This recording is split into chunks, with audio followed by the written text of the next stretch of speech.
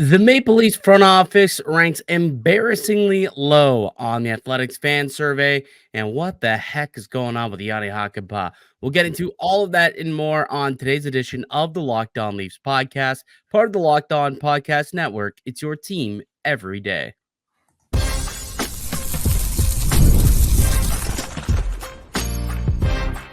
You're Locked On Maple Leafs, your daily podcast on the Toronto Maple Leafs. Part of the Locked On Podcast Network. Your team every day.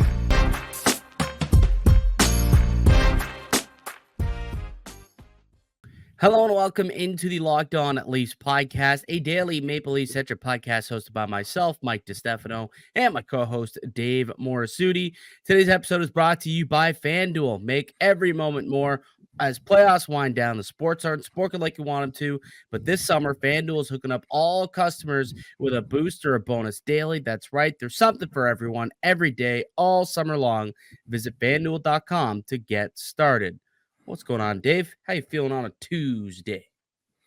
Not too bad. Not too bad. It's kind of that realization that I know we're just starting August, but it's like, yeah, we're starting August. Summer's dwindling. Yes, well, it's Civic long weekend is come and gone now, and that's kind of like the midway point of summer, I guess. Like I remember growing up all the way, back when we went to school, I guess, where you had that 2-month break. That was always the midway point. It's like, okay, we only got one more month of summer left. Let's make the best of it.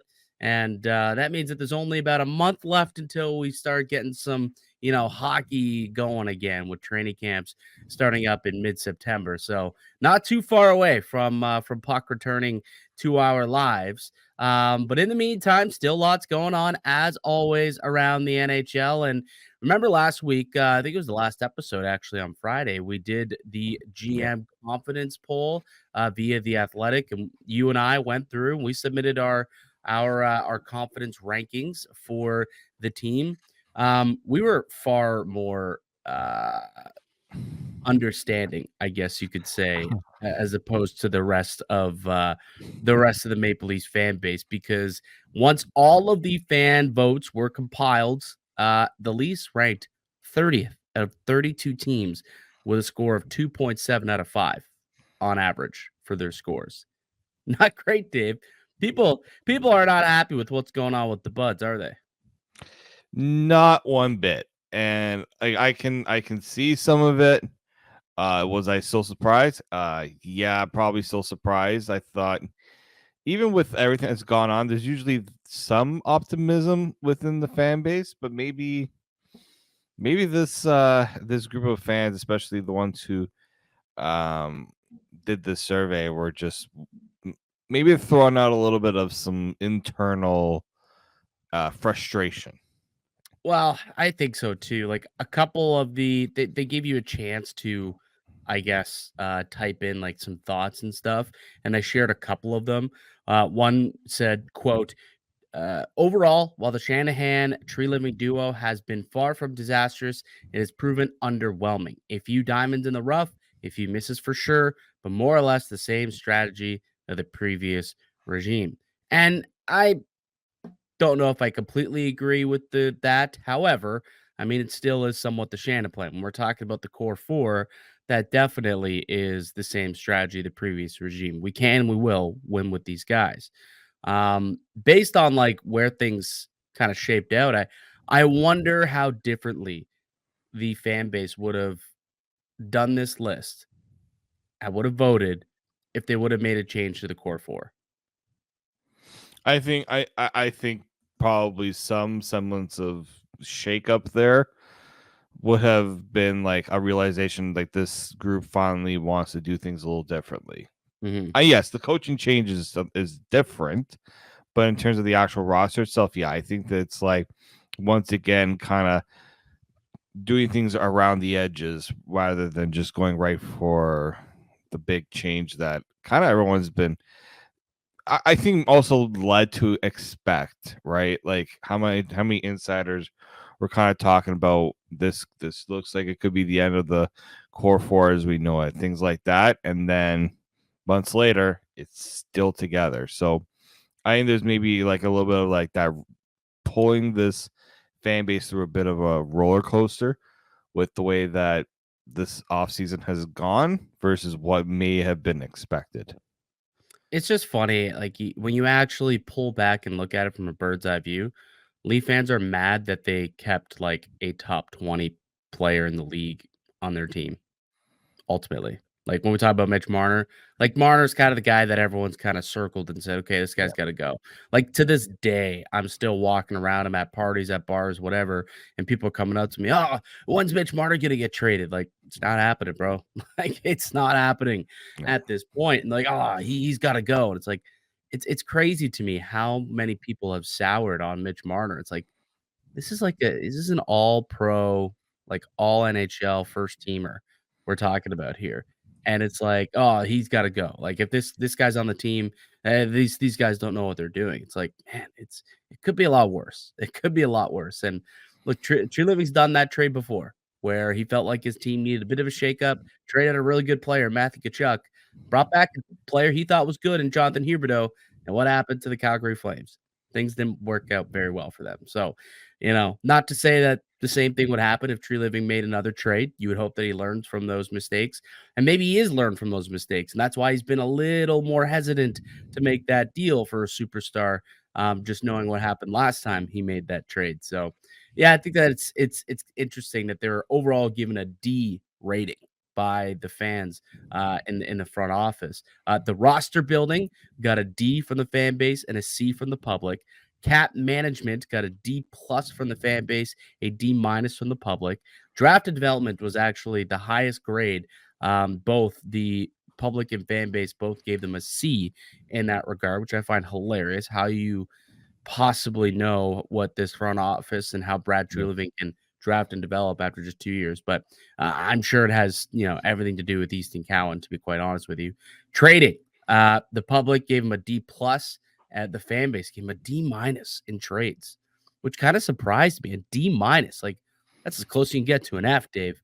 Last I checked, I would give him an F grade. What trades has he made as a Maple Leaf? And maybe this is people taking into account, like the Kachuk Huberdeau situation and what he did prior. But as a Maple Leaf, I mean, what trades has he made that like you sit back and say, wow, he got fleeced?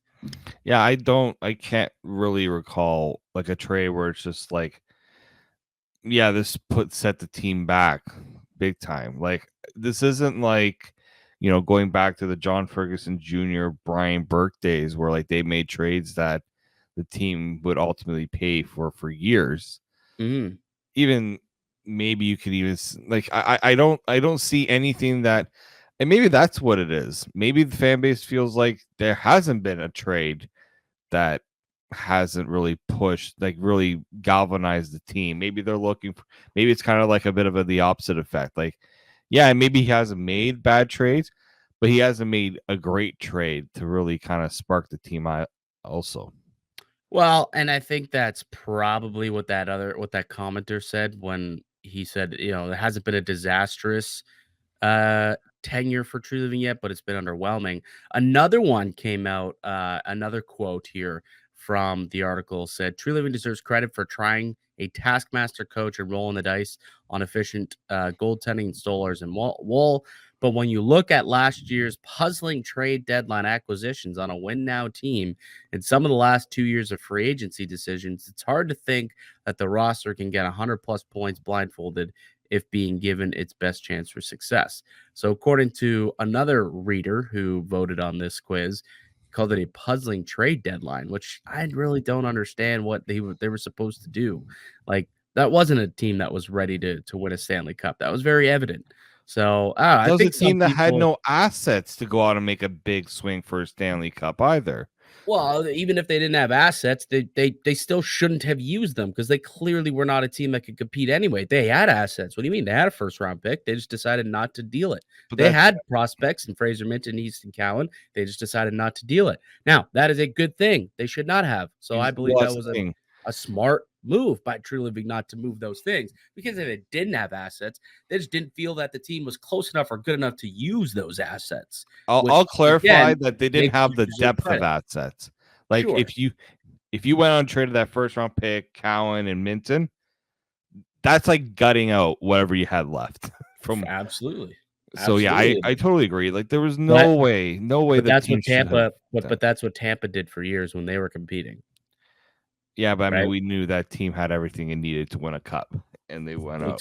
Yeah, Exactly. But this reader who posed this question, who said on a win now team, called them puzzling moves on a win now team. It was not a win now team. So I think they were just a little overzealous on what happened with this group last year. Free agency, the public gave him a C and the fan base gave him a C minus. The vision, public gave the Leafs a D plus. The fan base got them a D. And then overall, the public gave the Leafs a D plus, which actually doesn't make a whole lot of sense. But anyways, they gave the Leafs a D plus. The fan base gave the Leafs a D. So both the public and the fan base of the Toronto Maple Leafs not overly confident in what's going on with the Toronto Maple Leafs. That's not great when you're just into your second season with this general manager and people are already grading out his tenure and their confidence within this front office a D. And I do wonder how much of that has to do with Shanahan, not just Tree Living, to be fair, because it's a front office confidence ranking, I guess. But yeah, not great. Not great if you're the Maple Leafs. That's for sure. I wonder, do you think Keith Pelly reads the articles like this and says to himself, people don't like this? You think he reads that? I'm sure somebody makes him aware of it, but I don't think he's going out of his way to say, Mm. "Oh, I got to read this fan survey." I'm sure somebody's got him in the loop. Yeah, I'm sure they do. All right. Coming up on the other side, what the heck is going on with Jani Hakanpaa? This man spotted in a Stars sweater over the weekend. We'll tell you about that story. And we're going to do a blind ranking quiz. Rather, Dave's going to do a blind ranking quiz. Toronto Maple Leafs Ford edition. And that's all coming up in a little bit here on the Locked On Leafs podcast, part of the Locked On Podcast Network. It's your team every day. Today's episode is brought to you by FanDuel. I love sports. I love them so much I never want them to stop. But as the playoffs wind down, we get fewer games, and the sports aren't sports like I want them to. FanDuel lets me keep the sports going whenever I want all summer long. All you got to do is open up the app and dream up any bets anytime I'm in the mood. And this summer, FanDuel is hooking up all customers with a booster or bonus daily. That's right. There's something for everyone every day, all summer long. And I was just over on the app perusing what's going on. The futures are alive. The futures are out there. You can bet on your favorite team to win the cup, win a division. Are they going to get 100 points, 90 points? Whatever you want to cook up, whatever you want to bet, you can make that wager over on FanDuel. So head over to FanDuel.com and start making the most of your summer. FanDuel, the official sports betting partner of the Locked On Network.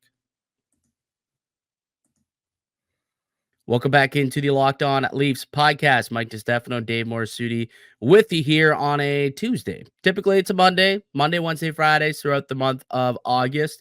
But with the long weekend, the holiday yesterday, we decided just to push it off to Tuesday. But over the weekend, Dave, we saw Jani Hakanpaa make a public appearance at he was at a charity golf tournament in Finland. Bunch of Finnish star hockey players take part in this every single year. I ended up raising like $600,000 or something, I believe I saw. So great tournament. Wasn't wearing a Leafs jersey. He's wearing a Stars jersey at this event. What do we make of that?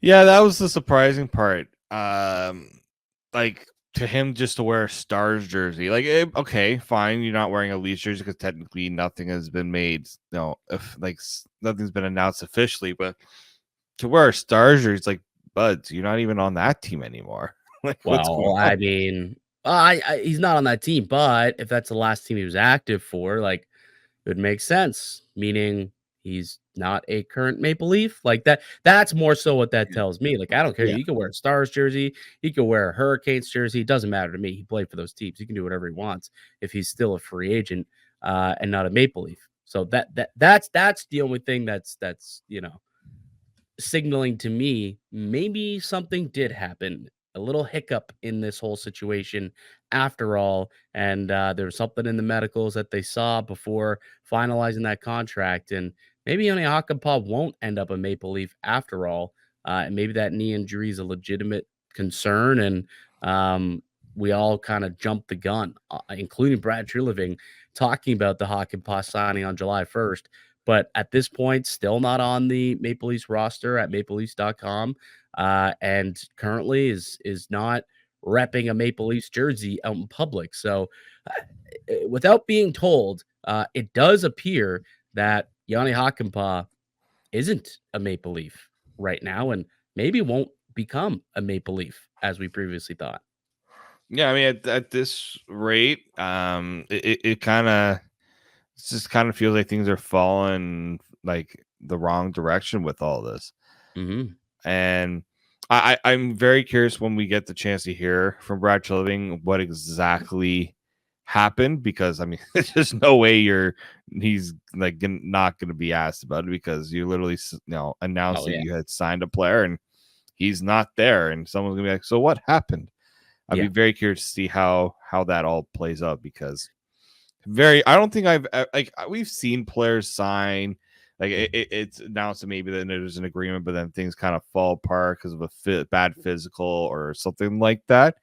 And maybe that's what it is, or maybe the physical didn't work. I don't know, but it would be nice to also eventually get clarification on that when the time is, when it's necessary, which hopefully will happen soon.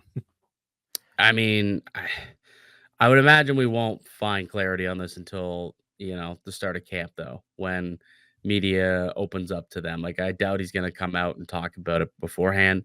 Yeah, I'm sure he doesn't feel like obligated to do so, so he probably won't. But yeah, this is a story again that we'll dissipate for a couple of weeks, but at some point, yeah, we'll get to the bottom of it. We'll hear from Treliving. We'll hear what happened or what didn't happen or you know what the report was ultimately. But it is a strange situation, the Jani Hakanpaa. It's been kind of a summer long, you know, thing to watch for and to follow along with all summer long. So we'll continue to do so, I guess, throughout the summer, and hopefully we get an answer at some point very, very soon. For now, well, doesn't appear that he is a Toronto Maple Leaf, which honestly, like, I'm somewhat okay with, because if you look at the roster right now, anyway, like with adding Chris Tanev, with adding OEL, it almost seemed like Hakanpaa was going to be a seventh defenseman, and like paying $1.5 million for a seventh defenseman on a 2-year deal does seem a little absurd, doesn't it? Well, especially one that has knee concerns, Well, right? even yes, there's that issue also, but even if he was like healthy, it still Yeah, seems like like he was never going to be anything higher than, he was never going to be playing all 82 games even as the sixth defenseman. That was just not happening, because I don't even think he did last year with the Stars. He no. was that in and out defenseman, and he would have been a nice depth addition when you're looking at what he would have brought to this team. But even out, at 1.5, that is quite pricey. That's like having another Connor Timmins, right? Just sitting around. Yeah. Well, think about it. Simon Benoit only makes 1.35.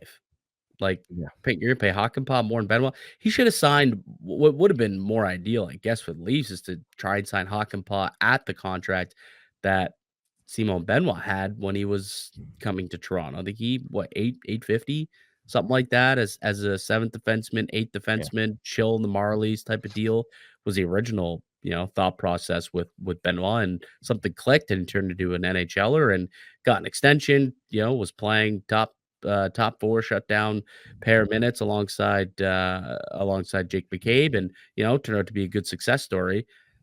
I'm not sure why they thought Hakanpaa was worth giving more money right off the bat for. He's got good size, and he's right-handed. I get it, but obviously the health concerns, and maybe that's why people are seeing that situation unfold and look at how the John Klingberg situation unfolded last year, and that's why, like we talked about in the previous segment, people didn't really like what's gone on in free agency over the last couple of years with Brad Treliving. Couple of misses, particularly with right shot defenseman, Finnish defenseman at that. All right, let's take a break. Let's come back, and you, Dave, are going to take part in your first ever blind ranking. You've never done one of these before. No, Do you not own TikTok, Dave? I do. I just don't go on it. But like you've never stumbled across like one of those blind rankings, and then you're like, oh, let me put this filter on and try this for fun. Never? Never. Wildness. All right. Well, you're about to embark on a journey of your very first blind ranking, and that's coming up next here on the Locked On Leafs podcast.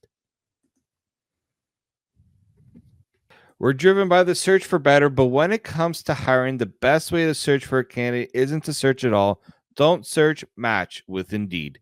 If you need to hire, you need Indeed. Indeed is your matching and hiring platform with over 350 million global monthly visitors, according to Indeed data, and a matching engine that helps you find quality candidates fast.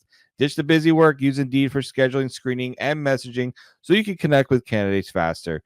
And Indeed doesn't just help you hire faster. 93% of employers agree Indeed delivers the highest quality matches compared to other job sites, according to a recent Indeed survey. So join more than 3.5 million businesses worldwide that use Indeed to hire great talent fast. And listeners of this show will get a $75 sponsored job credit to get your jobs more visibility at Indeed.com/lockedon. Just go to Indeed.com/lockedon right now and support our show by saying you heard about Indeed on this podcast. Indeed.com/lockedon. Terms and conditions apply. Need to hire? You need Indeed. Hello and welcome back into the Locked On Leafs podcast. Mike DiStefano, Dave Morassutti with you as we are all summer long, all season long.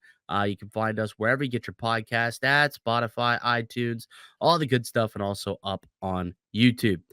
All right, Dave. I'm floored that you've never done a blind ranking before.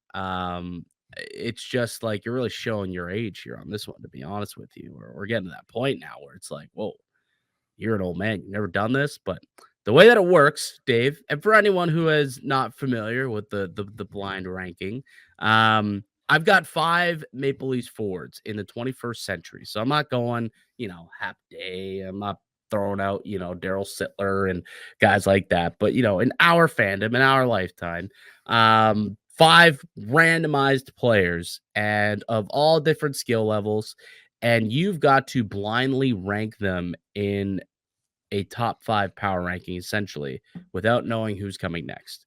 So that's why it's a blind ranking. Are you ready? As ready as I'm ever going to be. Do you have any questions, I guess, since you've never done this before? Nope, because I'll probably mess up some way somehow. So we'll just enjoy the journey and the ride as we go along. All right, let's start things off. Blast from the past. I'm going to give you this name, Kyle Wellwood. Kyle Wellwood. Wow. That's a real blast in the past. That's what I'm saying. I'm going to put him at number 4. Number 4, Kyle Wellwood being slotted in number 4. All right, I'm crafting your ranking in the back end. We'll put it up on the screen once you complete it. Okay, next up, Darcy Tucker. Darcy Tucker. Okay, that's obviously better than Kyle Wellwood. How high do I want to put Darcy though? I'll put him at number 3. I think 3 will be safe. Number 3. You're gonna put Darcy Tucker in at number 3. I'm very concerned what's gonna come next now. All right. Next up, you've got Tyler Bozak. Oh, damn. Bozy. So you've used up your number 3 slot. You've used up your number 4 slot. So you've got 1, 2, and 5 left. Where are you putting Bozy? I mean, some Leaf fans are going to hate me, but given what I have available, I think I'm going to go number 2. Number 2. So you're banking that there's going to only be one more player left. Yeah, I'm pretty much thinking that there's only be one more player that's going to be better. Only And one hopefully the more person player. I'm really That's concerned right. about who I'm putting at 5 right now. So at number 2, whoops, you've got Tyler Bozak going in at number 2. Whoops, was not supposed to I do mean, that. how can you hit on the Leafs number 1 center for all those years? That's a good point. That's a good point. All right, next one, Alex McGillney. Oh, I mean, I have to put him 1. I can't put Alex McGillney 5 after all that. You got Alex McGillney at number 1. Alex McGillney goes in at numero uno. I'm very worried right now. Which means you're number 5. Dave, your number 5 is the man we talked about previously, Mitchell Marner. Ooh. You've got Marner at number 5 in your blind ranking. And that's why I tried to sway you. When you said Bozak, I'm like, that's yeah, I could have just lived with Bozak being at 5. And exactly. Then you probably still would have McGillney at 1 and then Marner at 2. And honestly, that probably would have been the correct list. That's where I think that's where you screw it. So I'm going to share the screen here in just a moment, and you can look at your exact ranking, and you can tell me. Kyle Woolwood at 5 would have been fine. I just was worried that you were going to give me like just a random player.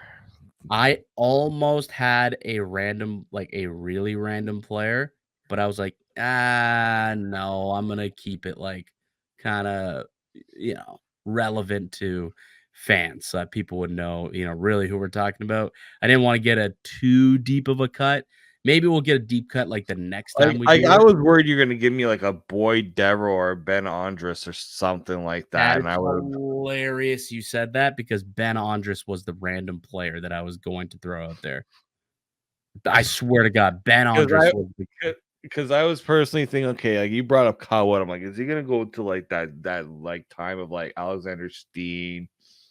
Like, do you remember Alexander Suglobov? Like if people were to come up to me and ask me about obscure Leafs, I could go on for days about obscure. Like, John Bull was another name that kind of went through my mind. I considered for the S and I considered for the S and G's of putting Jeff Finger in here to give a finger. I mean, that would have been. I would have told him I'm not even putting him on a list. Yeah. So Alex McGillney, you've got at number 1 to go back to your rankings. You've got Alex McGillney at number 1. But that's a solid number 1. Honestly, it is solid number 1. You've got Tyler Bozak at number 2. You've got Darcy Tucker at number 3. You've got Kyle Wellwood at number 4. And you've got Mitch Marner at number 5. So now I know going forward, I got to really, really figure out this top 3 scenario. I think Tucker. I'm still okay with Tucker at 3, but I would have switched Bozak and Marner at the minimum.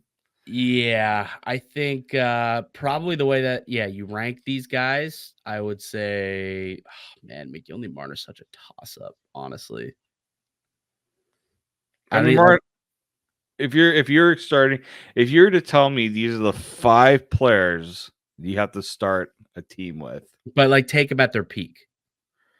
Yeah, I would. I mean, McGillney would probably still be at 1. I think it's a conversation though. Like, I mean, McGillney was just such a great player. Marner's not. Marner's a great player too. McGillney scored how many goals in that one? 400 something goals in his career. Like Marner's a different player. Like Marner's a playmaking distributor. Plays a 200-foot game. Like he just plays different. You know what I mean? Yeah, I mean, like McGillney had a couple of 100-point seasons too. Yeah, back when scoring was a lot easier. This is true. I mean, you can make the argument. I'm just saying. He was doing it playing for Buffalo, who they're an okay team. I'm curious, actually, for those who are still with us 30 minutes into the podcast, I want to know, who would you have ranked ahead? Give us your power ranking, your line. Not you know the ranking. Give us your Oh, power ranking. you can't do that to me. Now these guys know who's there. Yeah. Well, I'm just I'd curious. like to know who would you put number one, Mitch Marner or Alexander McGillney? I'd like to Yeah, know for about sure. I think there's a good conversation to be had for both parties. Like it's a 1A, 1B for I me, think and so. either could be in either slot, I think, in my opinion. And then I probably would have gone actually I probably would have honestly just like slide Marner up to 2 and then still go Bozak, Tucker, Wellwood. I think I probably would have done that. Yeah, I mean, people, I didn't hate Tyler Bozak. The guy was just obviously miscasted, but Yeah. he had a solid career for a guy who was an undrafted free agent. Absolutely. Absolutely, he did. He had a terrific career. Anyways, so that's blind ranking. So now you know what it is, Dave. And Do I like yeah, it? No, not really, because it made me look well, foolish. we'll tell you what. Next week, you put together a blind ranking for me, and then I'll Oh, do it next week, and we'll see how foolish I look. All looking right. forward. All right. Sounds good. Let's leave it there though. Fun show today. That'll do it for us on the podcast. I'd like to thank you all for listening and supporting the show. You can subscribe to the Locked On Leafs podcast on all platforms and receive daily Leafs content. Follow myself on X at Mickey_Canuck. Follow Dave at D_Morassutti and follow the show as well at Locked On Leafs. We'll be back with another episode for you guys on Wednesday. Until then, keep it locked right here on Locked On Leafs.